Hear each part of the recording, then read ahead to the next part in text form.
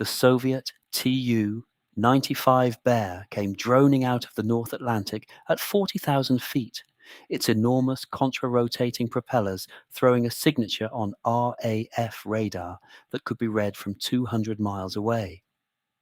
Inside the cockpit, the Soviet captain glanced at his navigator, exchanged the small private smile they always shared at this point in the mission, and waited. The British would come. The British always came. The only question was how quickly and from where. He did not have to wait long. At RAF Binbrook in Lincolnshire, the scramble klaxon had already torn through the autumn morning. 2 pilots of 11 Squadron sprinted across the dispersal, helmets in hand, ground crew shouting clearances. Within 4 minutes, the first English electric lightning was rolling, reheat lit, the twin Rolls-Royce Avons producing a noise that locals around Binbrook had long since stopped trying to describe to outsiders. It simply had to be heard. By the time the aircraft cleared the perimeter fence, both reheats were burning at full power, and what happened next was the part the Soviet captain feared. The lightning did not climb. It detached itself from the earth. Nose pitched almost vertical, the interceptor accelerated upwards at 50,000 feet a minute, swallowing altitude in chunks no Soviet pilot had ever seen an aircraft consume. From breaks off to 40,000 feet in under 3 minutes. 40,000 feet, the Tu-95 crew, cruising at what they considered an unreachable altitude, would suddenly find a lightning sitting beside them. Pilot visible through the cockpit canopy, sometimes waving, sometimes holding up a camera, sometimes simply staring across the gulf of Cold War air with that particular expression, RAF, pilots, reserved for unwelcome visitors. The Soviet airman had a private name for it, the English knife, because that was how it felt. Not an interception, an ambush from below, vertical, impossibly fast, over before you understood it had begun. For more than 2 decades, between 1960 and the early 1980s, this was the rhythm of the Northern Air Defense. Bears probed, badgers tested, bisons listened, and the lightning answered again and again, climbing harder and faster than anything the Soviet Union had ever sent to challenge British airspace. The aircraft was loud, short-ranged, fuel-thirsty, awkward to maintain, and arguably built around the wrong philosophy. Whitehall would spend half its operational life trying to replace it or apologize for it. The Treasury hated it. The Air Staff doubted it. Even Duncan Sandys, the Defence Minister, whose 1957 White Paper famously declared the manned fighter obsolete, had tried to strangle the program in its cradle. And yet, when a Soviet bomber turned south towards the Faroes Gap or pushed down the North Sea, probing for a gap in the radar chain, it was the lightning that climbed to meet it. Not the American F-4 Phantom that eventually replaced it. Not the Tornado that came after. The Lightning. An aircraft that could, in the right hands and at the right weight, outclimb everything in NATO and almost certainly everything in the Warsaw Pact. How did Britain, in the lean and anxious years following Suez, with an empire dissolving and a treasury terrified of every aluminium rivet, build the fastest climbing operational interceptor in the world? How did an aircraft Whitehall did not want, designed by engineers Whitehall barely funded, end up frightening Soviet pilots more than any other Western fighter of its generation? The answer begins not in 1960, when the Lightning entered service, but in the smouldering ruins of British air defence policy a decade earlier, and in a single classified document that very nearly killed it before it flew. Britain in the early 1950s was a country attempting to balance 3 impossible ledgers at once. The first was financial. The war had cost the Exchequer everything, and rather more besides. Lend-Lease had ended abruptly in 1945. The loan negotiated by Keynes had been swallowed by sterling crises, and rationing was still in force years after Germany had been rebuilt with American money. The second ledger was imperial. India had gone in 1947, Palestine in 1948, and a string of colonial commitments from Malaya to Kenya were demanding troops, aircraft, and treasure that Whitehall could not spare. The third ledger was nuclear. The Soviet Union had detonated its first atomic device in 1949, far earlier than the Joint Intelligence Committee had predicted, and by 1953 Moscow possessed a thermonuclear weapon. The bomber gap, real or imagined, terrified the chiefs of staff. For the Royal Air Force, this presented an existential question. The wartime generation of piston-engine fighters, Spitfires, Tempests, Hornets, was already obsolete. The first generation of British jets, the Meteor and the Vampire, were honest aircraft, but desperately outclassed by the swept-wing MiG-15S that Commonwealth pilots had encountered over Korea.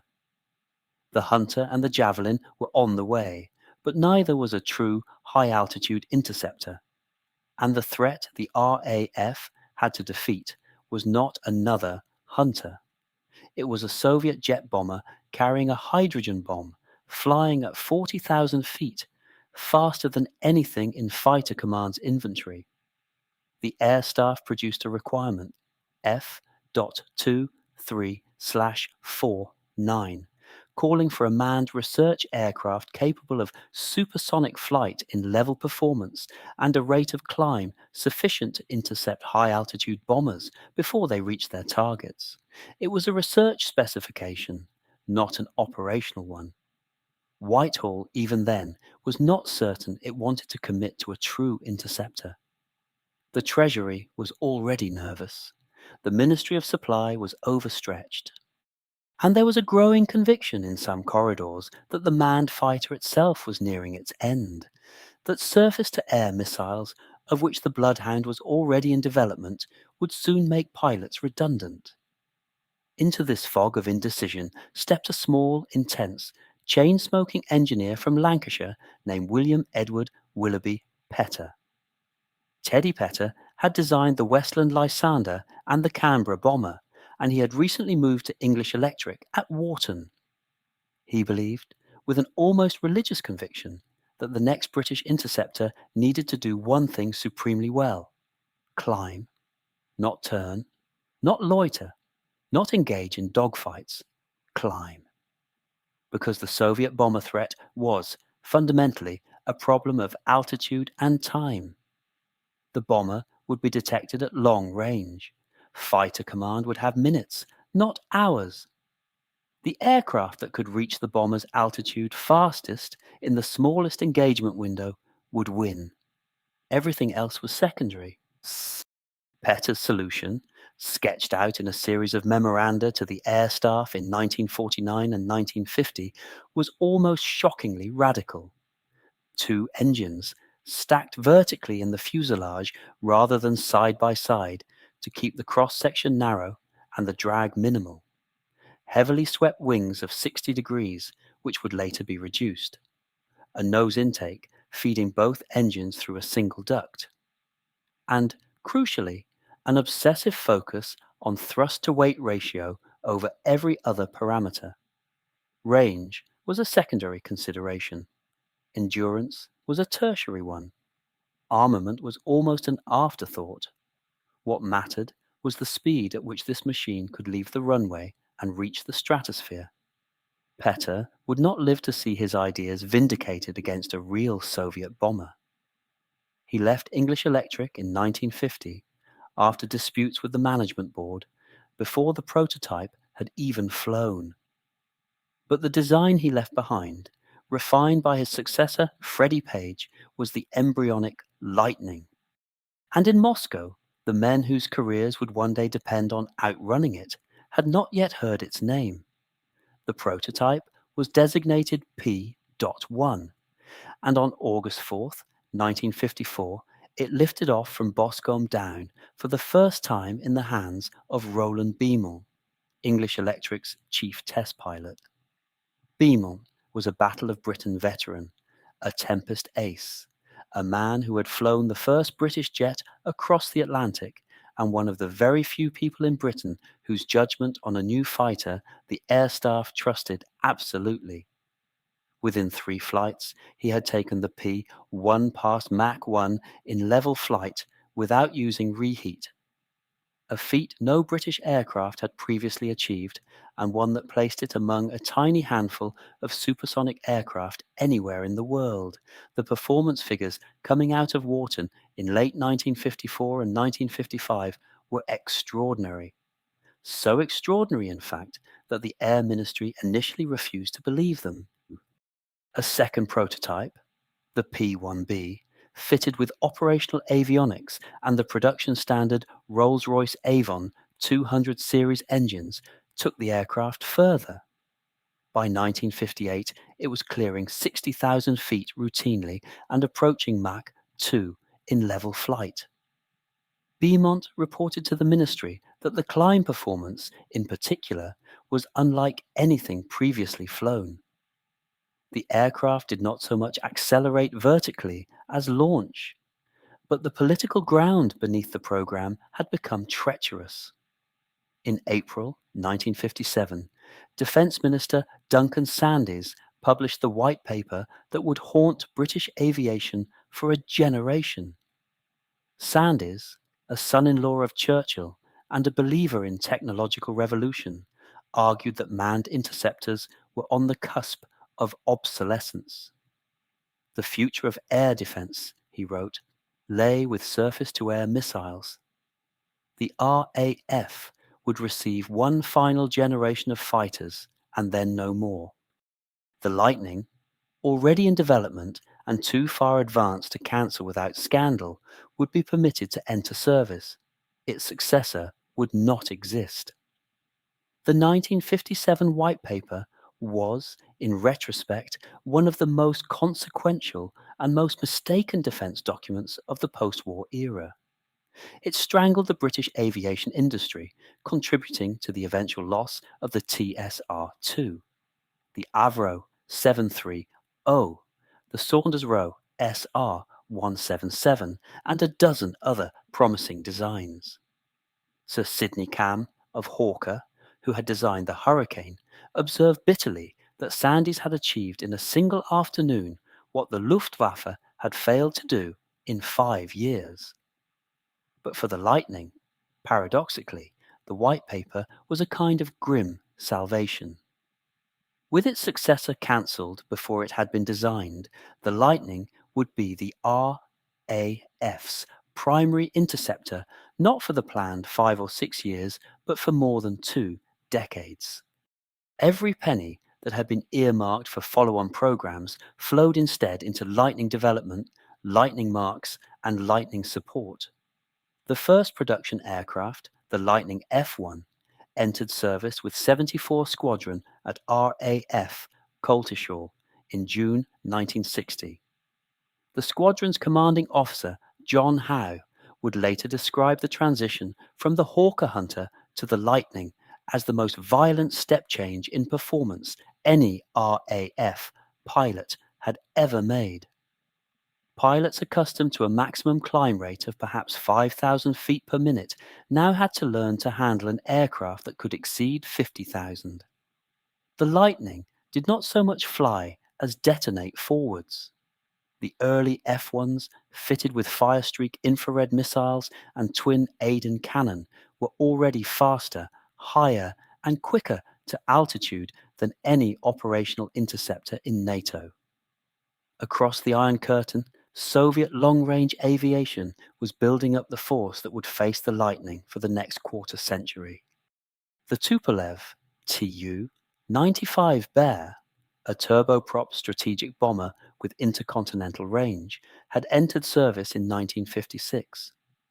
The Myasishchev M4 Bison was already flying probing missions.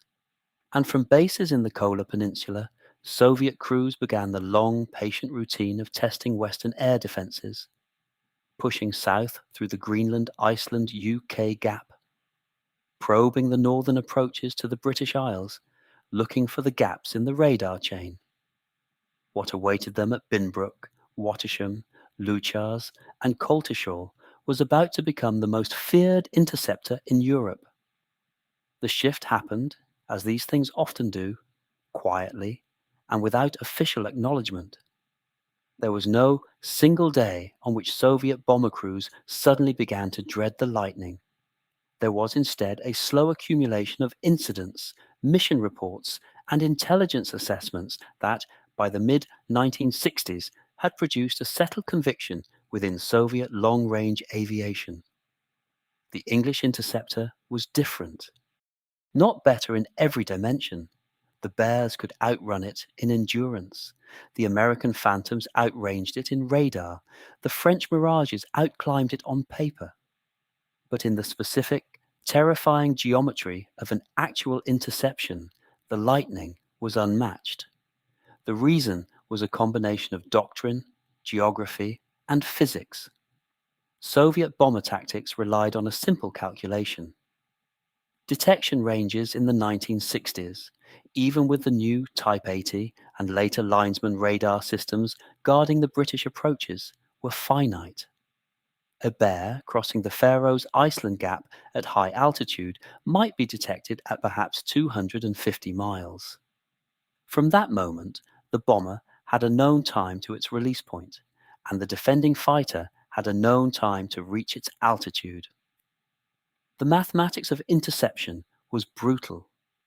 If the fighter could not climb fast enough to engage before the bomber's release point, the defense had failed. Every additional minute the fighter spent climbing was a minute the bomber spent closing on its target. The Lightning collapsed this calculation. With reheat engaged from brakes off, an F.3 or later F.6 could be at 40,000 feet within 3 minutes of the scramble bell. Pilots at Leuchars used to bet on whether the wheels would still be retracting as they punched through 20,000 feet. Wing Commander Ken Goodwin, later to command 11th Squadron, recalled the standard joke at Binbrook that the Lightning's only real problem was that you ran out of Britain before you ran out of climb. Pilots regularly conducted training intercepts at heights above 60,000 feet, and on at least one celebrated occasion, a Lightning of 74 Squadron successfully intercepted a Lockheed U-2 of the United States Air Force at altitudes the Americans had assumed were beyond the reach of any NATO fighter. That particular incident, in 1984 over the North Sea, sent ripples through the Pentagon. The U-2 had been confident that no interceptor could reach its cruising altitude. The Lightning pilot, Mike Hale of 5 Squadron, used a maneuver known as the snap-up, accelerating to maximum speed at lower altitude, then pulling the nose into a steep zoom climb that traded kinetic energy for altitude. He reached the U-2. He achieved a missile lock. He photographed it through the canopy. The Americans, politely furious, refused to believe it until the gun camera film was produced. A British defense attaché later remarked that no one in Washington had quite forgiven the RAF for the embarrassment. But the Soviets, who had no U-2 equivalent to be embarrassed for, simply learned.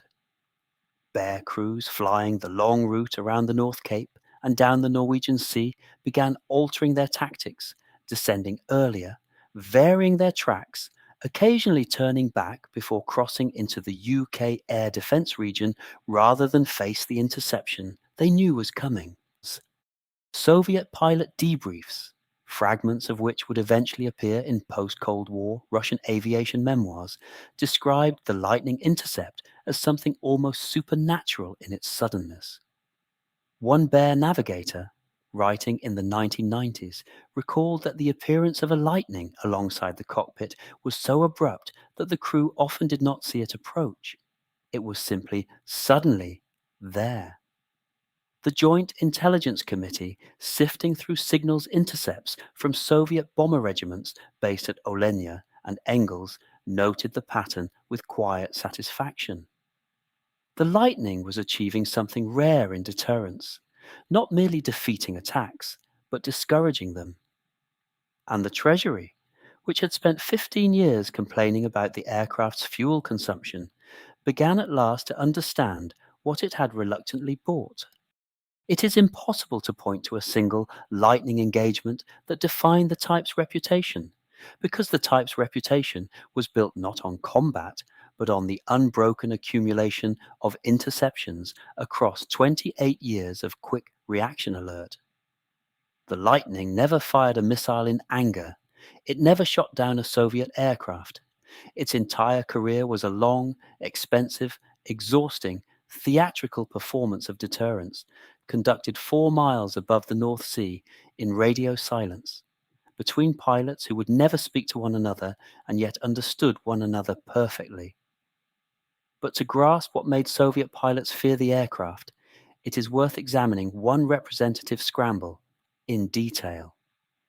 The date is September 17th, 1979. The location is RAF Binbrook, home of 11 and 5 squadrons, the 2 Lightning units that by this point in the aircraft's career carried the principal burden of UK air defence north of the Wash, at 0614. Greenwich Mean Time, the master controller at RAF Buchan in Aberdeenshire passes a track to the Sector Operations Centre. 2 contacts, identified as Soviet Tu-95 Bears, are approaching the UK air defence region from the northeast, having been tracked since they passed the Norwegian coast 40 minutes earlier. The Q pair at Binbrook, 2 Lightnings of 11 Squadron, fueled, armed, and at 5-minute readiness since midnight, received the scramble order at 0617. The pilots, in flying kit since the start of their shift, are aboard within 90 seconds. The crew chief slams the ladder away. Cockpit checks compress into a blur. Battery, inverters, fuel cocks, oxygen, IFF, missiles armed and safe. The first Avon spools, the second follows. At 0618 and 40 seconds, the lead Lightning is rolling. By 0619, both reheats are alight, the aircraft climbing through 5,000 feet on a northeasterly heading, fighter controller's voice calm in the headset. Bearing, range, height, closing speed. The pilot does not need to think about the climb. He needs only to keep the nose at the correct attitude, monitor his fuel, and trust the aircraft. The climb is what no Soviet pilot who has not seen it can quite imagine. The Lightning passes through 20,000 feet at 0621, 30,000 at 0622. The Bear, cruising at 35,000 feet at 450 knots, is being closed by an aircraft that has gone from a runway in Lincolnshire to within visual range in under 9 minutes.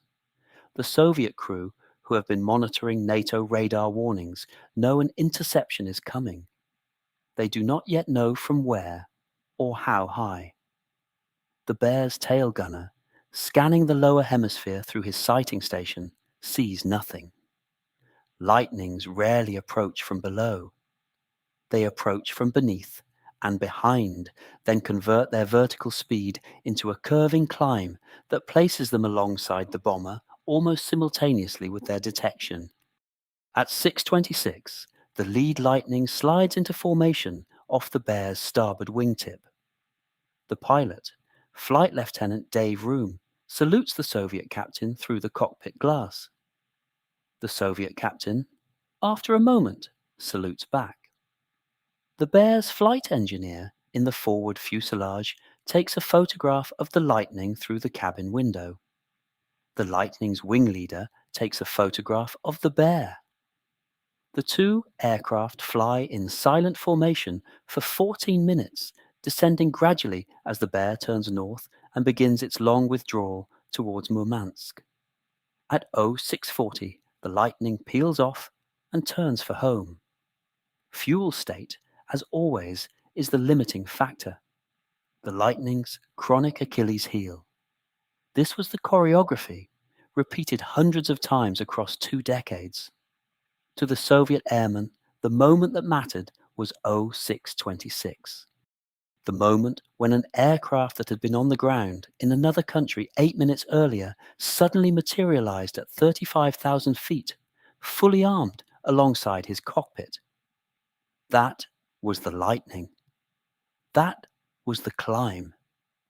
The Lightning's reputation was earned at a price, and the price was not paid by the Soviets it intercepted, but by Britain itself. The aircraft was a small operational miracle and a large operational nightmare in equal measure, and Whitehall spent the better part of 3 decades absorbing the consequences of both. The most immediate cost was financial. The Lightning was a fuel-hungry aircraft of unprecedented expense to operate.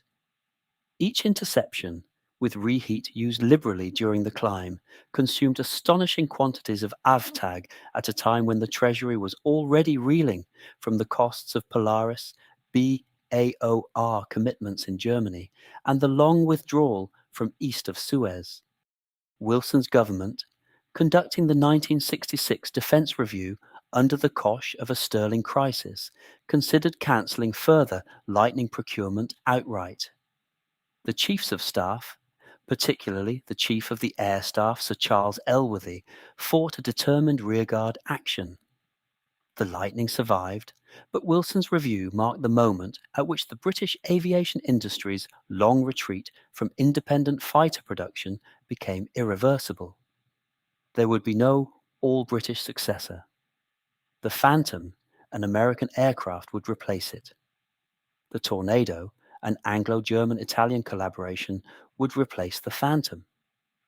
The Lightning was the last fighter that was wholly British in conception, design, and manufacture. The human cost was harder to count, but more grievous. Lightnings were dangerous aircraft. Of the 337 production airframes built between 1959 and 1972, well over a third were lost to accidents during the type's operational life.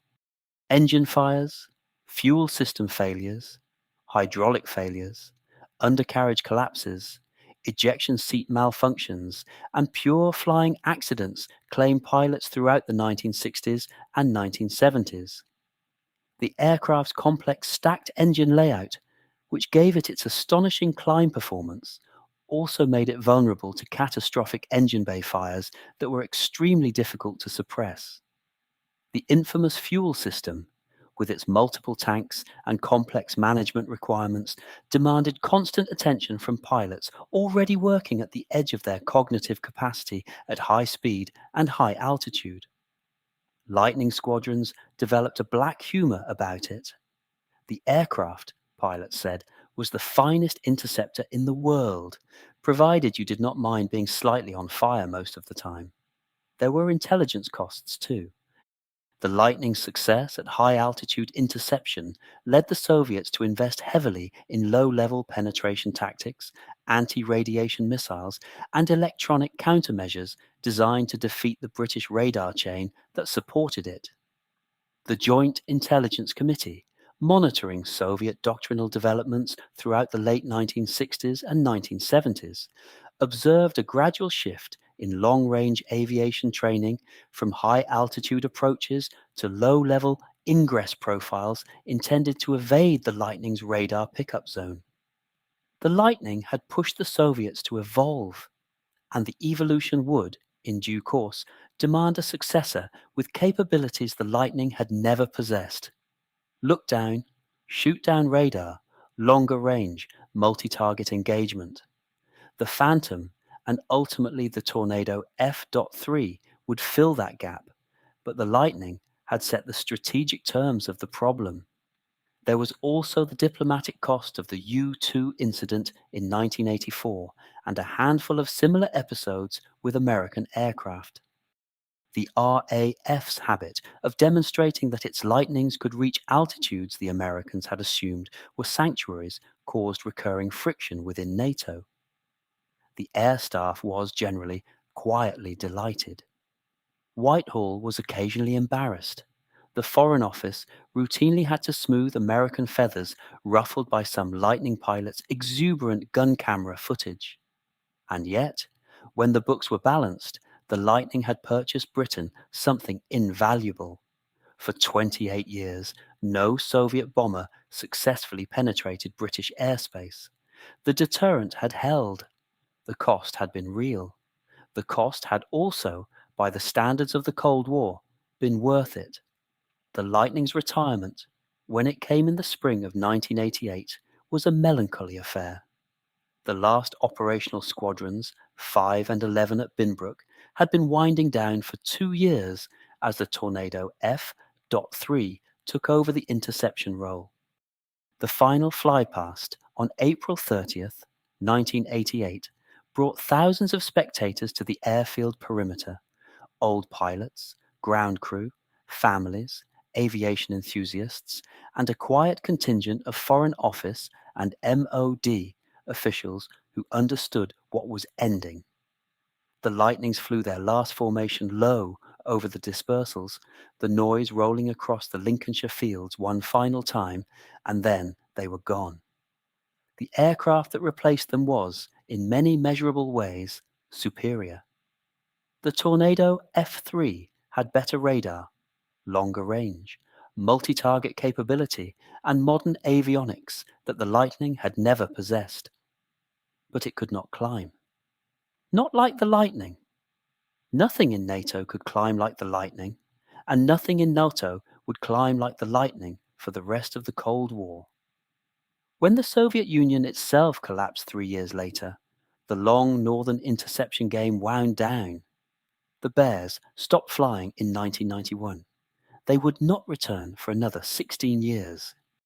The strategic consequences of the Lightning era were absorbed gradually into the broader history of British air power. The aircraft had demonstrated, against the explicit prediction of Sandys's 1957 white paper, that the manned interceptor remained essential to credible air defense. Surface-to-air missiles, however capable, could not perform the visual identification, the diplomatic signaling, the deliberate proximity that the Cold War required. You could not photograph a Soviet bomber with a bloodhound. You could not wave at the captain of a bear from the cockpit of a missile. The Lightning had proved, against fashionable strategic theory, that there were tasks only a manned fighter could perform, and that those tasks mattered. The industrial consequences were grimmer. The cancellation of the TSR-2 in 1965, the collapse of the British civil aircraft industry into BAC, and later British Aerospace, and the steady erosion of independent British design capability over the 1970s and 1980s meant that the Lightning was the last of its kind in a sense that went far beyond the operational. No British aircraft manufacturer would ever again design and build a fighter from blank paper to operational service entirely under its own roof. The Eurofighter Typhoon, which entered service in 2003, was a multinational program in which Britain held a substantial but not dominant share. The skills, the design teams, the test pilot cadres, the supply chains that had produced the Lightning had been scattered or absorbed into larger entities. Something had been lost, and Whitehall knew it. The special relationship absorbed the consequences in its own way. The decision to buy the Phantom in the late 1960s to supplement and ultimately replace the Lightning marked a turning point in British defence procurement. The Americans had won an argument they had been making since 1945, that the cost of independent design exceeded the benefit, that NATO interoperability mattered more than national capability, that Britain should be a sophisticated consumer of American military technology rather than a competing producer of its own. The argument was not wholly wrong, but it had a price, and the Lightning was, in retrospect, the last full payment of the older bill. For the pilots who had flown the aircraft, the Lightning years became the high point of their service careers. There were Lightning Association dinners, reunions at Binbrook, memorials at Coltishall, and Lochars. The aircraft retained a hold on the imagination of British military aviation that few other types could match. It had been difficult. It had been dangerous. It had been beautiful in flight. And in the long contest of nerve and altitude that defined the European Cold War, it had done its work. What does the English Electric Lightning tell us, finally, about Britain in the second half of the 20th century? It is tempting to read its story as one of decline. An aircraft built by a country that no longer had the resources to build such things. Defending an airspace it could no longer afford to defend. Deterring an enemy whose collapse would render the whole exercise historically curious. There is some truth in this reading. The Lightning was a paradox of post-war Britain, a world-class technical achievement produced by an economy that could barely support it, defending an island that had ceased to be the centre of an empire and was learning, slowly and painfully, what its diminished place in the world would mean. But that reading is also incomplete, because the Lightning was not only a relic of British technical pride, it was also a working instrument of credible deterrence during the most dangerous decades of the nuclear age. For 28 years, Soviet bomber crews crossing the Faroes-Iceland Gap knew that within minutes of detection, a Lightning would be alongside them. They knew it because the British made certain they knew it through the routine, theatrical, expensive performance of Quick Reaction Alert, day after day, year after year. The aircraft's climb rate was not just a technical specification, it was a strategic statement. It said that Britain could still, despite everything, reach altitude faster than anyone else. It said that the country which had built the Spitfire and the Hurricane had not yet forgotten how to build the next thing, and the thing after that this technical capability emerged from the chaos of the 1957 White Paper, from a program Whitehall had tried to throttle, from a chief designer who left in frustration before his aircraft flew. That is itself a particularly British story. The Lightning was not a triumph of strategic planning. It was a triumph of stubbornness. Engineers at Warton, pilots at Binbrook, controllers at Buchan, all kept the thing flying through political indifference, treasury opposition, and recurring accidents because they understood something Whitehall took longer to grasp. The northern airspace had to be defended. The bears would keep coming, and someone had to climb to meet them. In the broader sweep of British military history, the Lightning sits in interesting company. The Spitfire defended Britain when defeat was unthinkable. The V-bombers gave Britain a nuclear deterrent when independence was non-negotiable. The Lightning, less celebrated than either, did something quieter and arguably more sustained. It held the northern door shut year after year against an adversary that never quite stopped probing. When the Cold War ended, it ended in part because deterrence had worked. And deterrence had worked in the airspace above the North Sea because of an aircraft that could climb 50,000 feet a minute and pilots prepared to fly it. That is, perhaps, the deeper lesson. The most consequential British military instruments of the post-war era were not always the most famous. Some of them, like the Lightning, were known mostly to the men who flew them, the controllers who guided them, and the Soviet airmen who feared them. Their work was done in radio silence, 4 miles up, in weather no civilian would tolerate. It is worth remembering them now, while the men who flew the Lightning are still with us, and while the lessons of credible conventional deterrence remain as relevant as they have ever been.